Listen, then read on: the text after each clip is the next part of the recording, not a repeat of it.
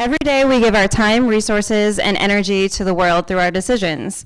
We might read certain books, join a new community, or pick up a hobby. And whether we acknowledge it or not, every choice we make is an investment, either for or against ourselves.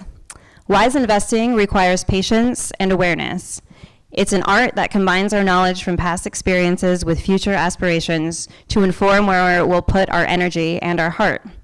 To live a sustainable, creative life requires us to say yes to the choices that bring richness into our lives, even when that seems risky. In the investment theory of creativity, psychologist Robert J. Sternberg discovered the greatest obstacle to creativity is not exactly strictures from others, but rather the limitations one places on one's own thinking. Take this opportunity to diversify your dreams, convert your doubts into positive currency, and bet on yourself. Without a doubt, you'll see a worthwhile return. Our Hong Kong chapter chose this month's exploration of invest, and Bao Ho illustrated the theme. Entrepreneur, real estate, photography, clothing, and creator, the speaker has done it all. Motivated to help individuals to scale their businesses, his current focus is his new project, Co-O Campus, a center for entrepreneurs, startups, and small businesses. Please join me in welcoming to the stage Kuks. All right, so hello everyone, good morning. Thank you for coming out here on this lovely Friday morning. We've got rid of the British weather and now the sun's started to come out, so that's pretty good. Before I get into it, I just want to take this moment to give a huge shout out to Missy and Amanda for doing this event, so we could give them a round of applause. Brilliant. Honestly, because it's not easy. You know, I inspire people, but I get inspired as well. So, you know, I'll give you a huge shout out for that. The second shout out I want to give out is to everyone here. You know, I know it's not easy coming here early morning. I'm a morning person. For some stupid reason, I wake up at 5 o'clock every morning. But you know, I have friends and family that, just wake up at 12 o'clock and their day starts at 12 o'clock. So thank you for coming out, and I really appreciate that, you know. When people get together, I absolutely love it, you know. We're stronger together is what I say and what I believe in. So now to get into the theme for today, or the word invest, you know, for me, that could just mean so much. It means so much to me, you know. Being obviously born and raised in London, Sikh Indian boy, born and raised in London, and living in London has been pretty phenomenal. To live in London and then travel all across Europe, India, Asia, and then finally set my roots in Sacramento. And just to give a huge shout out to Sacramento, I absolutely love Sacramento. And yeah, honestly. And it's funny because I came here initially 99 to around about 2000. And people would ask me, like, what the hell are you doing in Sacramento? Like, why Sacramento? You come from London, you should be in Miami, you should be in, you know, New York. And don't get me wrong, I've been to these places, absolutely phenomenal, I love them. But Sacramento reminds me of a town in England. And I don't know if anybody's been to London, but Shoreditch, East London. I'm from East London. The way I talk is, you know, it's not so much the Queen's English. It's more, I don't know if you've seen the movie Snatch. So yeah, I kind of come from that kind of thing. So, you know, I have to refrain myself sometimes when I'm talking. My friend actually said to me, "Listen, you're about to speak, Kuks, and you're British and you speak really fast. So you need to just slow it down." So I'm going to try my best to slow it down for all of you. So, like I said, the word invest. What does it mean to me? And like, I have to be completely honest. When I hear the word invest, I don't think of money, right? I think of myself, right? I think the biggest investment that anyone could make is investing in themselves, right? If you invest in yourself and you build yourself, the money will come, right? I'm a big believer in that. And like I said, this is just my opinion. I'm not saying what's right and what's wrong. I'm just saying what's worked for me, right? And, you know, I'm in a position now where I can try to influence, you know, or inspire others to kind of believe in a saying that I believe in, which is you got to risk it to get the biscuit, right?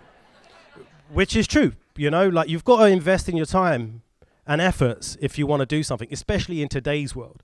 So I turned 40 last month, and I know that's pretty hard to believe because I look pretty young, right? But you know, I have a 13-year-old daughter, and she's like, "Dad, you're an old man now, right?" And I'm like, you know, I don't feel old. I live young, right?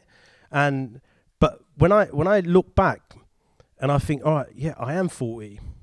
When you're a kid, that's when you think 40's old. But you know, like, oh my God, you're 40. But I can't believe I turned 40. You know, because like people think I'm 28 or 30, right? I still get ID'd, for God's sake, you know, which is pretty funny. But when they come up to me and said to me that the word is invest, that I was looking at my history, and I've broken them up into 4 parts, and I really truly believe this. I think when people say to you at the end of the year, what's your New Year's resolution? And everyone comes up with something. We've all been there. Or we got to lose weight. We got to do this. We got to do that. And they track that growth in 1 year, which I think is so hard to do, you know. To track yourself in 1 year is, you know, you're giving yourself, you know, for you to just, let's just say to get into the gym, for instance, it takes, or me anyway, it took me almost 3-4 months to actually get into the gym. Right? Do you get me? So it's like, now you've just lost 4 months off this goal that you're trying to track. So I believe that you should track 10 years, right? And now when I look back at that, that's what my life's entailed. I've invested my whole life in everything I do. And if I go back to 10 years, so if I go part 1 from when I was born to 10 years old, I invested in being like the most mischievous kid, right? Like when I asked my parents and my brother and sister and whatnot, they were like, you were so naughty, but you was naughty and you was getting paid, right? So I would always, you know, when people tell me to do something, I'm like, well, how much are you going to pay me? You know, or how much are you going to do this? Even my mum and dad, like, how much are you going to do this? How much are you going to do that? So I was blessed, hustled it, got paid, right?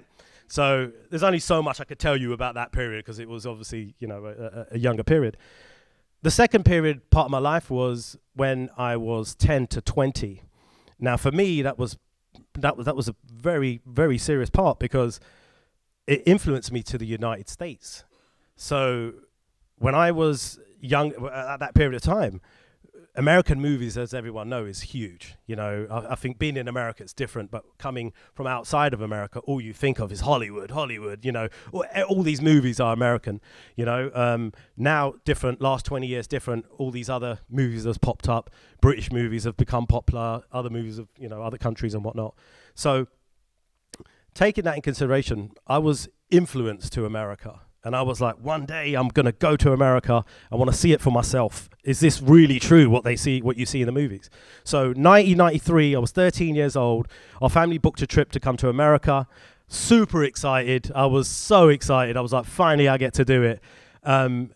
It's funny because at the time I didn't think much of it, but now it's pretty funny to me, is that came to San Francisco airport, from San Francisco straight to Stockton, California. Yeah, right. And for me, don't get me wrong, I was like, wow, this is brilliant. You know, like American people, American women, it was really cool. But now when I look at it, Stockton was like, you know, I don't even know anything about Stockton apart from that UFC fight. I think there's a UFC fight from there, right? Yeah. Which I actually bumped into him 3 months ago.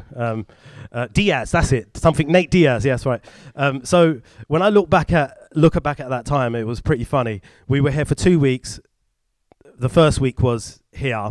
My cousin was, you know, he came from India, typical immigrant story, you know, working 23 hours a day, you know, liquor store, etc. So there wasn't so much that we could really do in Stockton, especially, I mean, Stockton's probably a little bit more jamming now, but back then, like, I have no idea. But my cousin, one thing he said, he goes, Sacramento's like half an hour away, yeah? And he goes, that's probably the more kind of, he goes, I know you guys are a little bit, you know, you want something a little bit more jamming, so Sacramento's the space. So that is the first time that I got influenced to Sacramento was in 1993.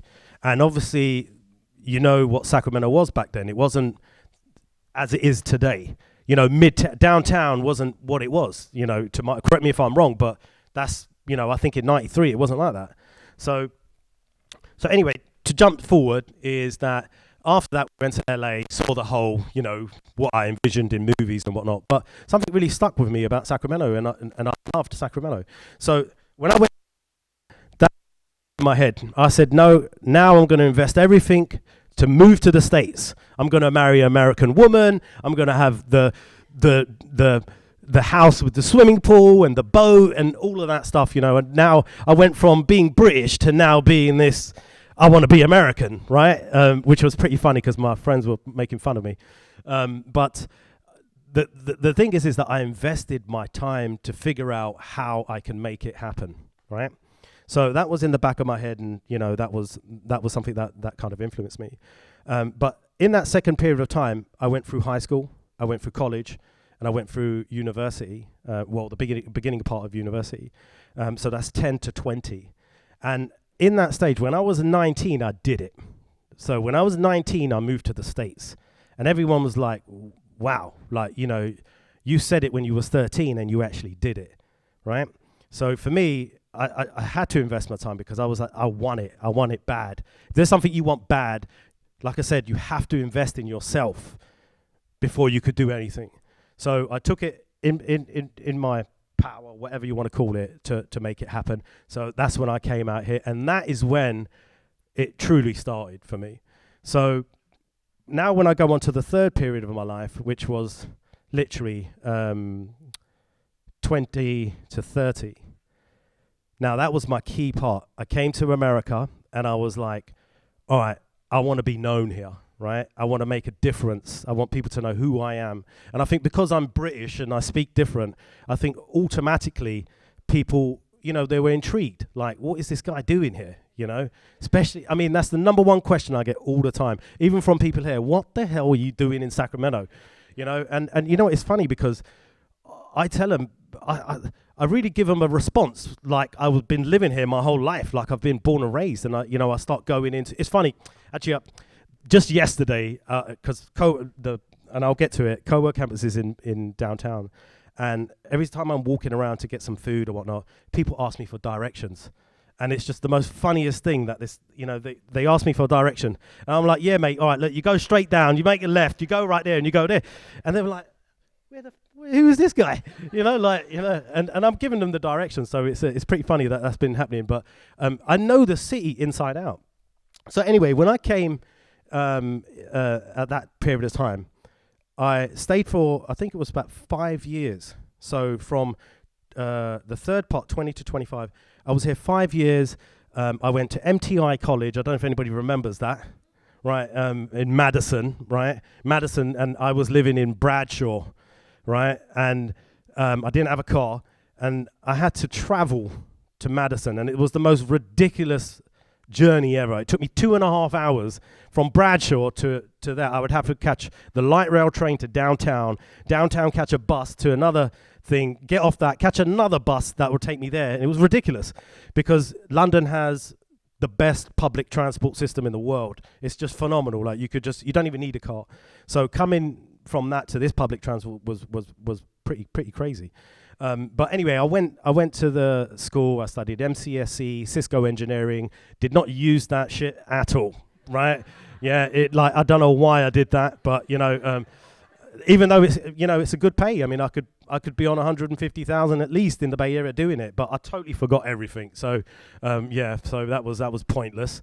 But you know, it's good because it opened doors for me to meet people and, you know, mingle and figure out what it is I want to do with my life, right?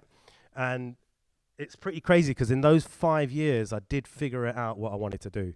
And I wanted to be unique and I wanted to be different, right? So what happened at that period of time, I was dating, doing whatever, and I met my wife, which is, you know, obviously we're still married. I met her then, and, you know, she kind of invested in me, right? To say, I believe in you. Whatever you want to do, I got your back, right? So we moved back to London, funny or not. and we moved there for about 5 years. Before I left, I had about $1,500 in my pocket, and I was like, I don't want to go back with this money. I want to buy something. So I went to New York, and New York was going back to London. I went to this store called B&H. I don't know if you guys know, it's a huge store in New York to do with cameras and etc. And I said, listen, there's $1,500, mate. Give me the best camera, right? And he gave me the camera. Little did I know that ended up being my future in photography, which was just phenomenal. You know, this new camera, I was so excited. I was sad that I was leaving the States, but I was excited about this camera, and I was just taking pictures of just random stuff. So that inspired me. I went back to London and I studied photography, self-taught photographer. I invested my time to learn it. I did not want to go to university. I did not want to go college.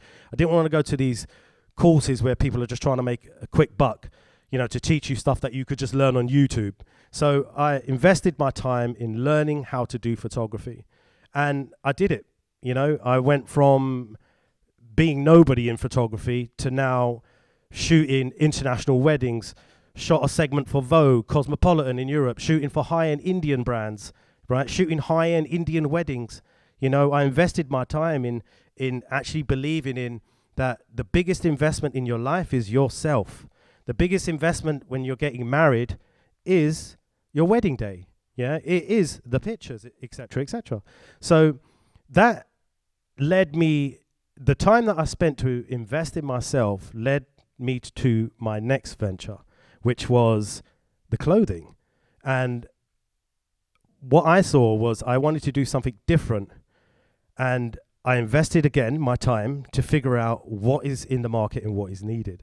And what was needed is I was shooting a lot of Indian bridal concepts. I mean, I don't know if you've seen Indian bridal dresses, like they're crazy, you know, they're just heavy, glittery, you know, super expensive. Everybody cared about the bride. Nobody gave a shit about the groom, right?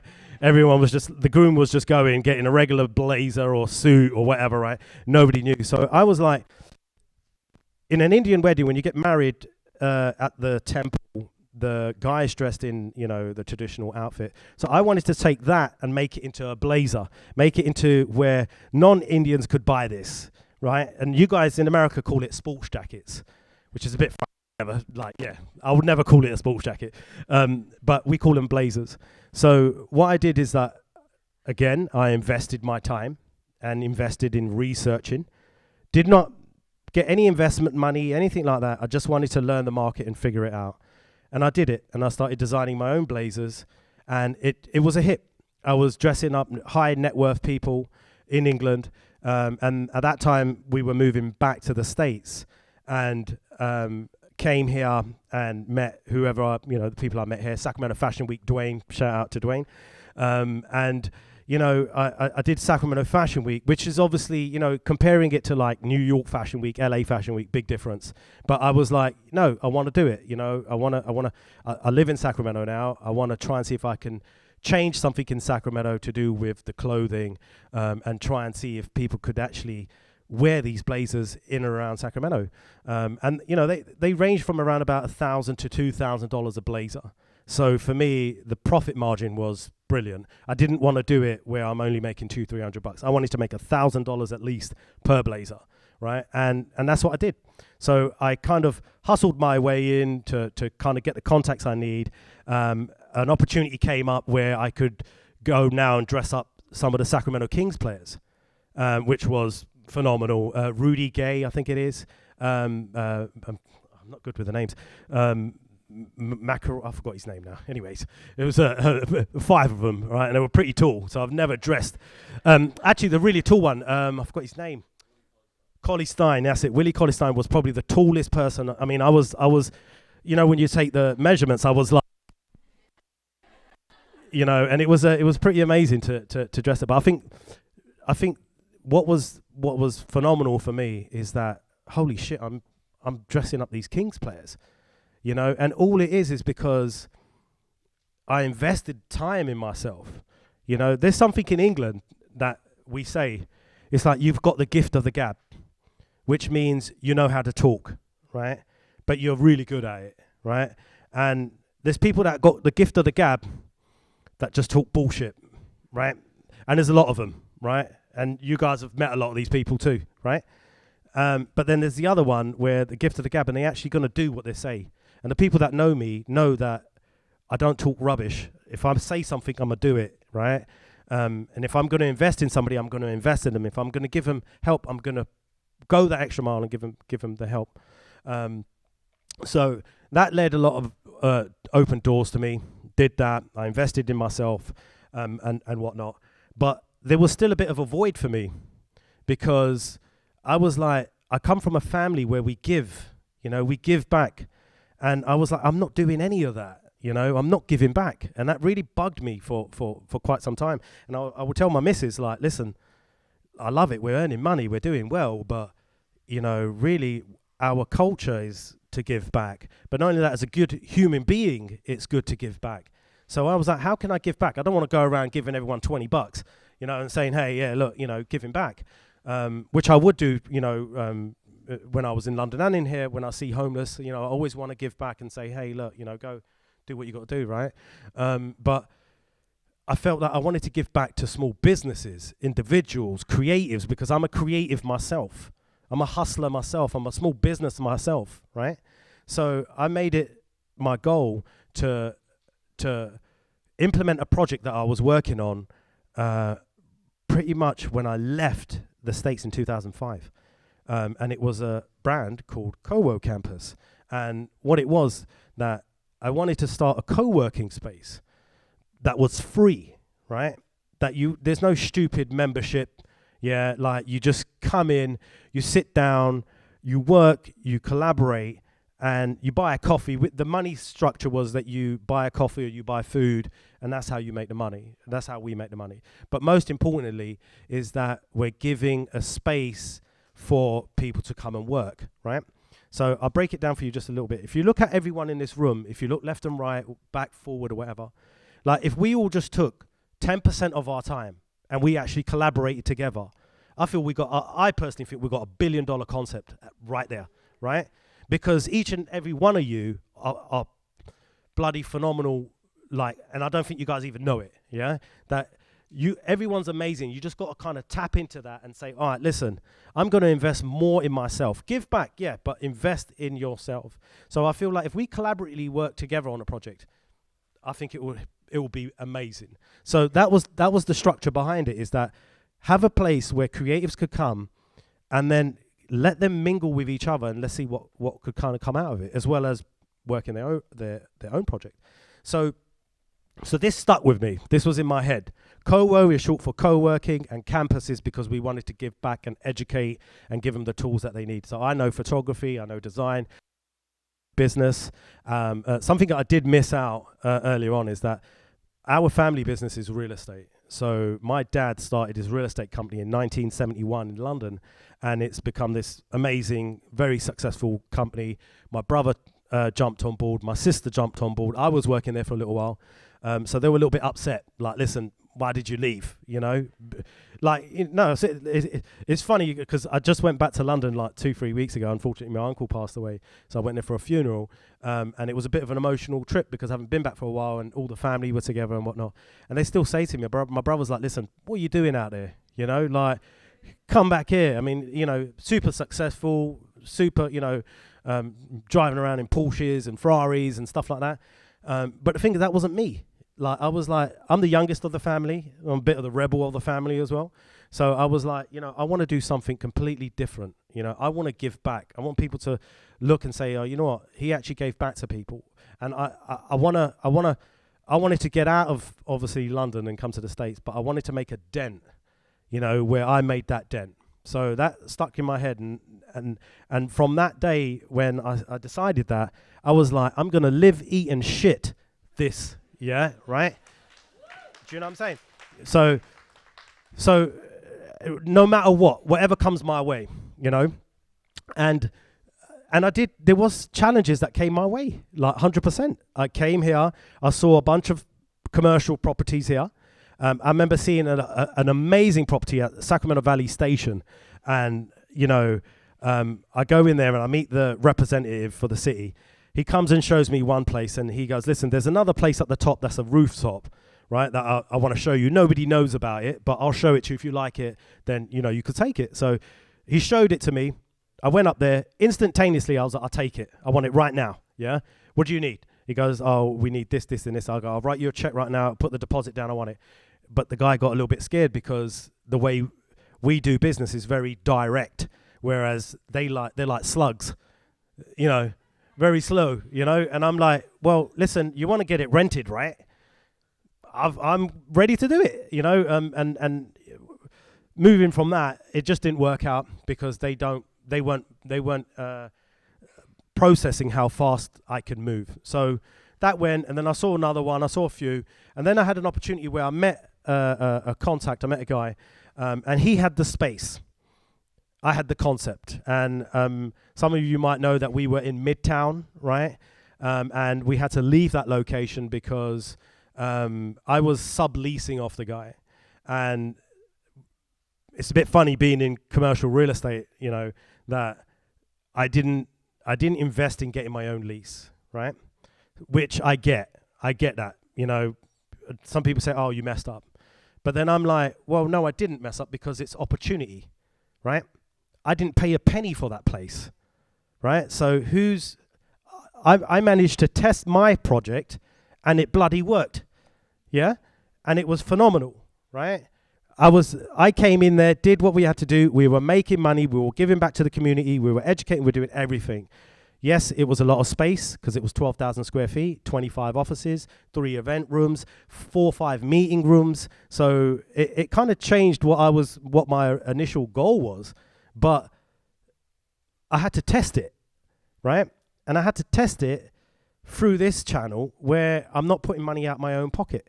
So that just goes to show that you don't need money to invest. Yeah, if you invest your time and you meet the right people and they believe in you, they will invest in you, and you don't have to put your own money in it. It's an actual big thing in real estate as well, other people's money, right?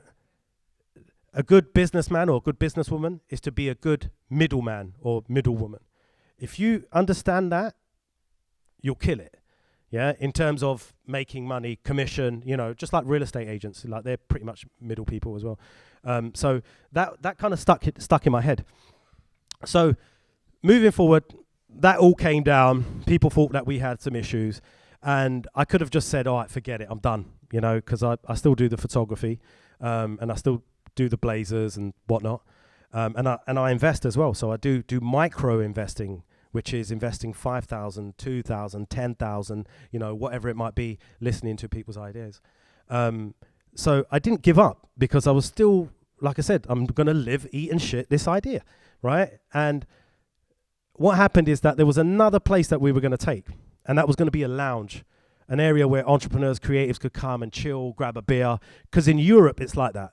Like even today, and my friends are here too, they know when I'm sitting down doing business deals, I'm like, hey, listen, do you want a glass of whiskey? And we're sitting there having a glass of whiskey or a glass of wine or whatever it is. In the evening, that is, not in the morning. I don't want you to think I'm an alcoholic. Drinking in the morning. I'll be open to it, but yeah. Yeah, so the idea was that, all right, we had this place, so I was like, no, I'm going to keep it going. I'm going to shift this into a smaller space. So I went from 12,000 square feet to 2,500 square feet. But I was like, the impact's going to be better, right? We're going to, like I said, you got to fail to succeed, right? So that failure helped me, right? Anyone here that says, oh, I've never failed and I've made it, bullshit, yeah, right? There's always some type of failure, and that's good because you've got to learn from that. So I learned from that, and the biggest mistake I made was not having that lease. So I said, no, I'm going to get my own lease. It's only going to be me, and I'm going to be the decision maker. I'm going to do everything that I wanted to do. So had a space, small space, and if you guys ever want to come there, I'll invite you all to come down there, and we do a lot of events, and I'll get to that. But the goal was to invest in myself and now truly invest in the community, right? So I don't know if you are familiar with what the SBDC is.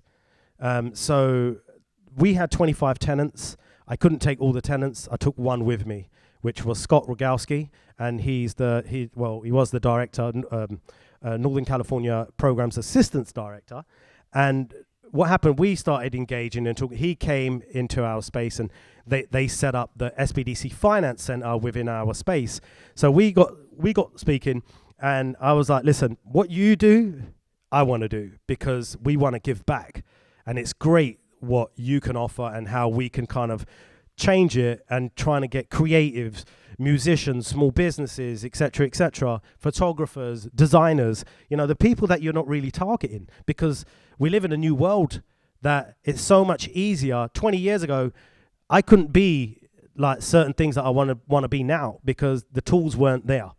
Like, for God's sake, when I was growing up, when I was 20, there was none of these smartphones. And now everything is on these phones. So I couldn't do stuff like that. So I was like, look, I wanna target the people that I can target. And they loved the idea. They were like, you're young, you're cool. Well, I'm not really young, 40, but I mean, like, I look young. So so they were like, we love what you're doing. We love your target audience. We love how you attract. So let's do it. So we became a affiliate program of the SBDC, which now allows us to give no cost consulting to small businesses, creative startups, etc. So if you're in a position where you're like, I have a brand and I need help in logo design, I need help in marketing, I need help in financials, legal, we can do that. We can actually consult you, no cost, right, and give you all the tools and all the advice, help that you need. Don't get me wrong, you've got to do the work as well, but we can put the right professionals in front of you and do that. So for me, that was huge, because I had this new space in downtown, people telling me, hey, is there a daily membership? Is there this? Is there that? And now what I've done is I've scrapped all of that. And I was like, we're going to just now start picking and offering our services, and whoever wants to come, we're going to start working with them. So now I personally need the space to be able to offer what we're offering, which has been amazing. And not only that, people come and they utilize the space. They rent the space for us. They do their workshops and their seminars, etc. Shout out to Bree from Women of SAC, because she does her event there as well. And it's just been amazing in that sense, that we now have a place where we can invest in people. And that's what I wanted to do, is invest in people. And I get compensated by DC. So now it's, I wasn't expecting that anyway, because I was consulting for free anyway. People would walk into our old location, be like, hey, Kuks, I've got this idea. What do you think? And I got that all the time. That, oh, what do you think of this idea? What do you think of this idea? Don't get me wrong, there was a lot of ideas that weren't really good ideas. But, at the end of the day, I have to try and educate them and say, hey, have you thought about this? Or how about if you add this element on it? And, luckily there's a bunch of guys and ladies that had no clue, and now they know what they're doing. So I've kind of gone off on one. Part four for me is 30 to 40 now, right? And that basically, I didn't include that, but that's basically what's been happening. But now what's happening is, obviously, we're giving back to the community. And for me, the future for me is to now invest. And when I mean invest, I'm talking about money invest. So I've gone 40 years without investing money and using other people's money to invest in projects for me to make money, right? But now I'm in a position where I can be like, all right, if you have an idea, I love it, I want to invest in it. So now angel investor, if you want to call it, right? And that's just me personally. CoWo Campus is the future of that. So we have an accelerator program that we've just launched, and the deadline, we just extended it to the 1st of March. And what that is that we're investing in creatives, startups, small businesses, and entrepreneurs. You can apply for this accelerator program. And what it does is 15 will get selected, and they will come once a week, 10-week program, 10 modules, and we build up your brand. So it's no cost, there's no cost. We help you, we take you from here to there, and over there being, oh, I'm this badass now that can now go in front of investors and invest and pitch my idea, my project or whatever to try and get investment. And at the end of that program, we're actually physically giving away 20,000. So we're giving 10,000 for the first place, 7,500 for the second, and 2,500 for the third. But most importantly, it will build you up because there's going to be investors there where you could pitch to get investment. And I feel, I know I've kind of gone off on more of a personal flex because I just wanted to let you know who I am and what I do, right? But number one question that I get all the time is, how can I get money? Yeah. And, if that's a question that you have, like, hey, how can I get money? How can I get somebody to invest in me? Like I said it before, you have to invest in yourself. Know your product, know your problem, and know your solution. Right? Because that's where a lot of people mess up. Oh, I just want to do this because, it's a cool... One guy come up to me. This is so funny. He come up to me. He goes, Kuks, I've got the next big thing. And I was like, well, I pretty much doubt that. But, because his delivery was a bit funny.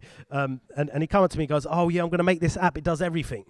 And I was like, what do you mean? He's like, oh, it takes telephone numbers down, it takes your notes down, takes, your events and this. And I was like, in my head, I was just a bit shocked that this guy has no clue, and then when I could have been the one and just locked him off, but that's not my nature. So I sat him down and I was like, listen, there's apps that already do this. Yeah. Like, and he goes, no, but mine's going to be the best one. And I was like, it doesn't work that way. You have to be able to sell it, right? You got to sell it because at the end of the day, if you've got an idea, it's not going to work with you just doing it all yourself. Everybody knows that. And if you think that, it's going to fail, right? I'm sorry to bust your bubble, but you have to get other people involved. You have to delegate. You have to kind of figure out what is the problem, what is the solution. This is what investors want to see, and they want to be confident. They invest in people, just like me. I mean, I'm doing it on a small scale, and like literally last week I was at, I don't know if anybody knows where Sand Hill Road is. Anybody heard of that? Yeah. So if you're looking for investment, that is the place to go, right? I'm talking it's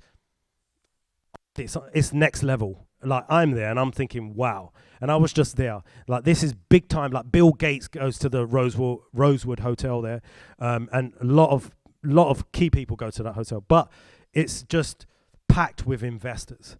So here's a just a little kind of tip is that if any of you have a project where you're looking for that big time investment, go to Sand Hill Road, sit in the Starbucks there. These people come in. No joke. I'm so serious. I said this to 3 people. They've come to me and said, Kuks, I've got investment. Just because you told me to go to the Starbucks. And I said, you owe me Starbucks for life. Yeah.